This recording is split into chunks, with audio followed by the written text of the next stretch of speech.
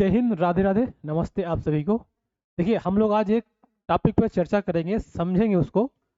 Actually topic क्या है? Topic का नाम एक्चुअली आपको यहाँ कुछ दिखाई दे नहीं रहा होगा, तो हम लिखेंगे तब ना दिखेगा, है ना। अब टॉपिक का नाम है सॉल्यूशन के टाइप, है ना। अब सॉल्यूशन का मतलब क्या? सॉल्यूशन मतलब ये केमिस्ट्री वाला नहीं, बायोलॉजी में भी सॉल्यूशन होते हैं। जबकि सेल बायोलॉजी है, मतलब कोशिका विज्ञान। हाँ, जो सेल है, कोशिका है, उसमें भी सॉल्यूशन देखने को मिलता है। तो हम लोग उसके टाइप को यहाँ पे समझेंगे कि जो सॉल्यूशन होते हैं वो कितने टाइप के होते हैं और वो कैसे कैसे होते हैं। बात समझ आ गई? अब देखिए, सॉल्यूशन को हम लोग अगर बात करेंगे तो ये मोस्टली तीन टाइप के होते हैं, ठीक है। अब एक होता है हाइपरटॉनिक सॉल्यूशन, और एक होता है हाइपोटोनिक हाइपोटोनिक सॉल्यूशन, और तीसरा होता है आइसोटोनिक सॉल्यूशन। ये तीन टाइप के इनमें सॉल्यूशन पाए जाते हैं। बात समझ आ गई? अच्छा, सॉल्यूशन को का टाइप बोलने से पहले सॉल्यूशन के बारे में बोलेंगे। जो सॉल्यूशन बनता है वो कैसे बनता है? देखिए, सॉल्यूशन जब बनता है तो अब अगर हम लोग देखें तो ये ऐसे सॉल्यूशन बनता है। जब भी कोई सॉल्यूशन बनेगा तो इसका मतलब होता है सॉल्यूट प्लस सॉल्वेंट, है ना। ये दोनों मिला जाएगा। अब सॉल्वेंट तो यूनिवर्सल सॉल्वेंट जो होता है वो वाटर होता है। अब सॉल्यूट कुछ भी हो सकता है, नमक ले लिए, चीनी ले लीजिए, ये जो भी है, मतलब विलेन, विले, विलायक, है ना, इस तरह से। तो अब इसके टाइप हो गए कितने टाइप के? तीन टाइप के। हाइपरटॉनिक सॉल्यूशन, हाइपोटॉनिक सॉल्यूशन और आइसोटॉनिक सॉल्यूशन। अब देखिए, इनको अगर हम लोग कैटेगराइज करेंगे ना तो इनका एक क्राइटेरिया है। जो हाइपर बनता है, हाइपो बनता है और आइसो बनता है, ये कंपैरेटिवली है। मतलब एक दूसरे में जब दो सॉल्यूशन को तुलना किया जाएगा तब जाके ये चीज मिल देख के बना जाएगा। अगर आपको बोल दिया कि एक बीकर ले लो, इसमें लो हम कोई सॉल्यूशन डाल दिए हैं, अब इससे पूछे बताओ ये हाइपर है कि हाइपो है कि आइसो है, तो ये ऐसे इसको नहीं कह सकते कि हाइपर है कि हाइपो है कि हाइपो। इसको हम तब कहेंगे जब इसके साथ के कोई और सॉल्यूशन आएगा। बात में आएगी?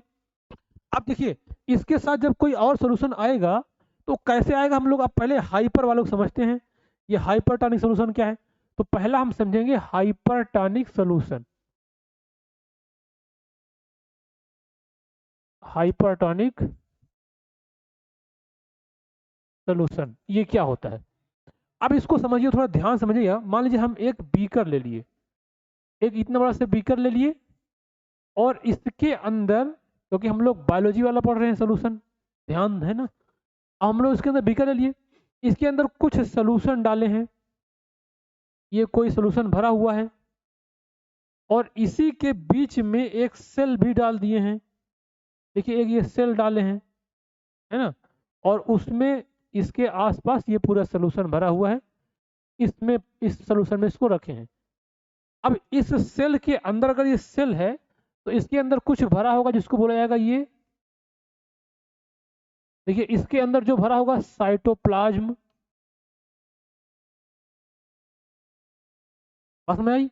और ये जो बाहर एक सॉल्यूशन है, दो, एक ये वाला एक ये वाला, तभी ना बताएंगे ना कंपैरेटिवली किसमें है, कौन सॉल्यूशन बनेगा ये दोनों मिला के। तो देखिए, हाइपर का मतलब ये होता है कि अगर ये जो बाहर का सॉल्यूशन है, ये जो बाहर का सॉल्यूशन है, इस सॉल्यूशन का जो कंसंट्रेशन होगा, इस सॉल्यूशन कंसंट्रेशन हाई होगा, और इसका सॉल्यूशन का, इसका कंसंट्रेशन जो सेल के अंदर का है, इसका कंसंट्रेशन लो होगा। अब ध्यान दीजिएगा, कंसंट्रेशन किसका? सॉल्यूशन का। इसी प्रकार से इसमें अब देखिए सोल्यूशन का कंसंट्रेशन ज्यादा होने का मतलब ये है कि उसमें सलूट ज्यादा है। अब सोल्यूशन किससे मिलके बनेगा? देखिए सलूट प्लस सॉल्वेंट से।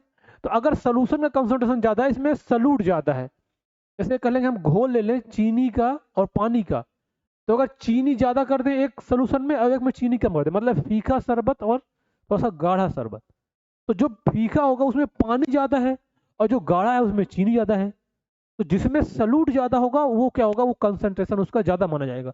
तो अब यहाँ पे देखिए इस वाले में, हाँ यही है, नहीं ये है, यहाँ पे हमने क्या कहा कि इसमें बाहर का कंसंट्रेशन ज्यादा है, हाइपरटोनिक।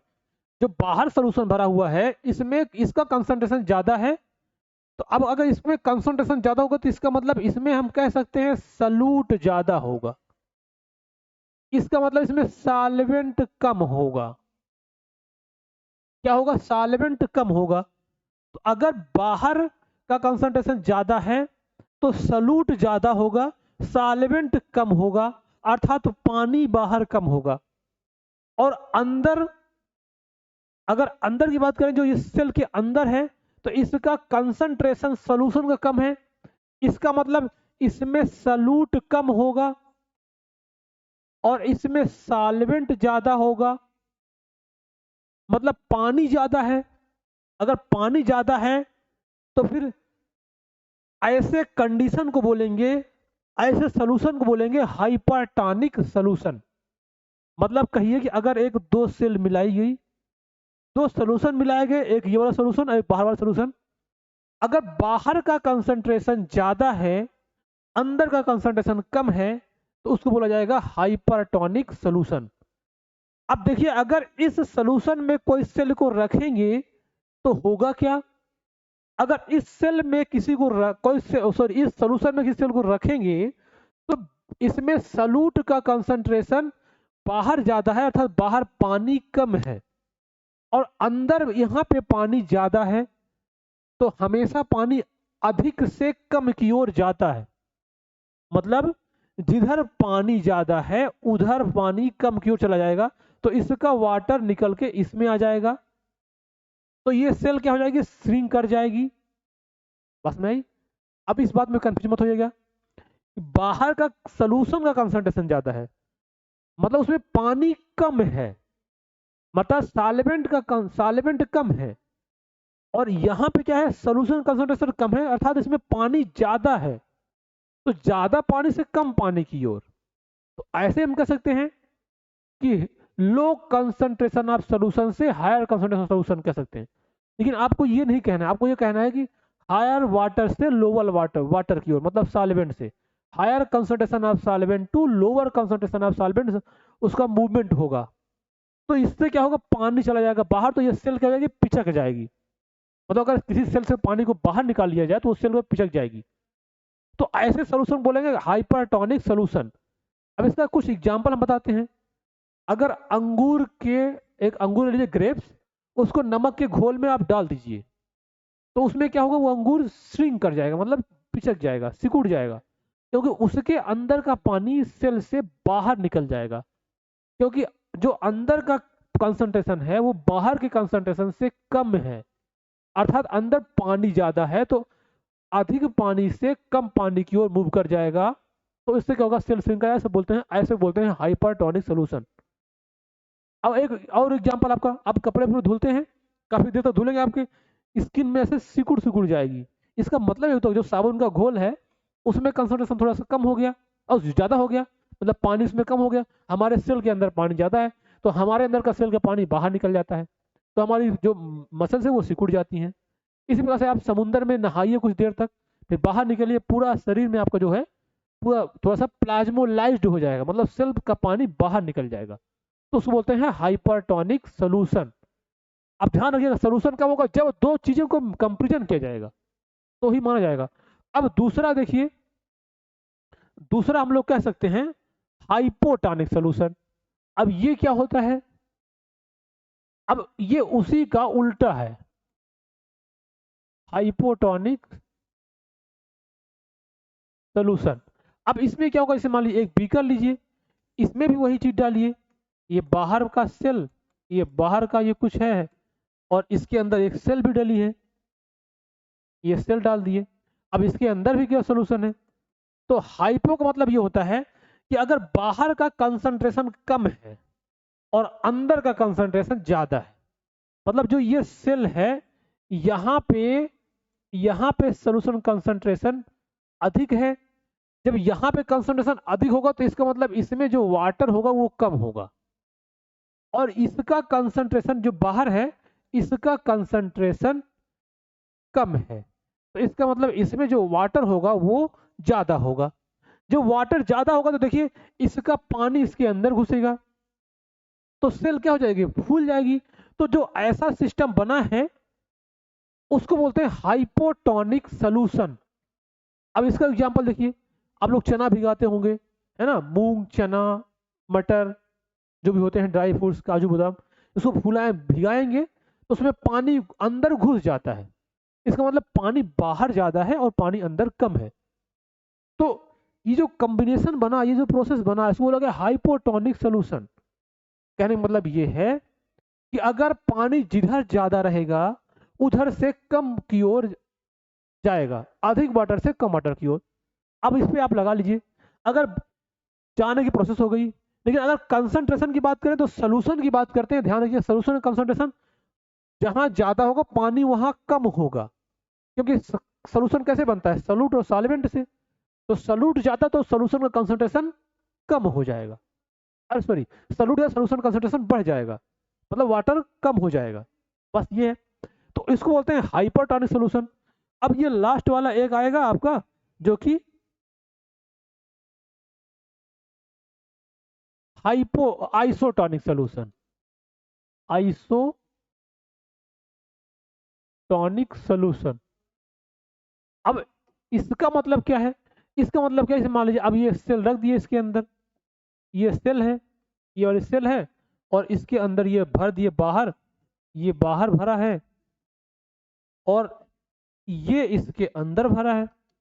तो अगर बाहर और अंदर दोनों का कंसंट्रेशन बराबर है तो ना कोई अंदर जाएगा ना कोई बाहर जाएगा, ना पानी अंदर जाएगा ना पानी बाहर जाएगा। इसको बोलते हैं हाइपोटोनिक सोल्यूशन, सॉरी, इसको बोलते हैं आइसोटोनिक। मतलब ये आइसोटोनिक सोल्यूशन है, मतलब इसके अंदर ना तो वो सेल स्विंग करेगी, मतलब पिचकेगी, ना फूलेगी, है ना, मतलब बराबर है, मतलब दोनों का कंसंट्रेशन बराबर है।